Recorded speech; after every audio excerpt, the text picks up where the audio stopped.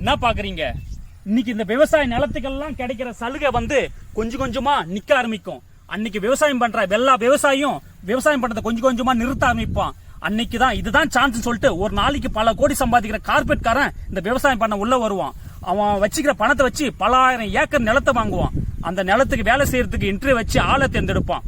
3 மாசம் 6 மாசம் விளைய வேண்டிய பயிரை கெமிக்கல் யூஸ் பண்ணி ஒரே மாசத்துல விளைய வைப்பான். அந்த விளைய வச்ச பயிரை 40 ரூபா 30 ரூபா விற்கிற அரிசியை நான் 15 ரூபாய்க்கு தரேன் 20 ரூபாய்க்கு தரேன்னு சொல்லி மார்க்கெட்டிங் பண்ண ஆரம்பிப்பான். இதையும் மக்கள் ஆசையா நம்பி வாங்க சாப்பிட ஆரம்பிப்பாங்க. எப்ப இந்த விவசாய நிலம் எல்லாமே கார்பரேட் கண்ட்ரோல்ல உள்ள வருதோ அப்பதான் 1 கிலோ அரிசி 6000க்கும் 7000க்கும் விற்க ஆரம்பிப்பான். அன்னைக்கு இருக்கிற ஏழை விவசாயம் எல்லாமே பட்னியை கடந்து சாக ஆரம்பிப்பான். காசு வச்சுக்கிறவன்லாம் அந்த அரிசியை வாங்கி சாப்பிடுவான். அவனும் ரொம்ப நாள் வாழ மாட்டான். ஏன்னா கெமிக்கல் யூஸ் பண்ணி இந்த பயிர் சீக்கிரம் அவனும் செத்து போயிடுவான். அன்னைக்கு கார்பரேட் கொடி கட்டி பறக்கும்.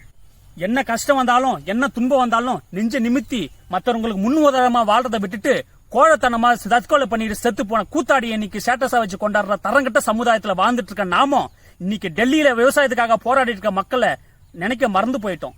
இன்னைக்கு டெல்லியில அவங்க சுயநலத்துக்காக போறனாலும் மக்கள் போராடினாலும் நாளைக்கு நம்ம சாப்பிட போற ஒருவேளை சாப்பாட்டுக்காக போராடுறாங்கன்றத நம்ம மறந்துட வேணாம். Download Moj.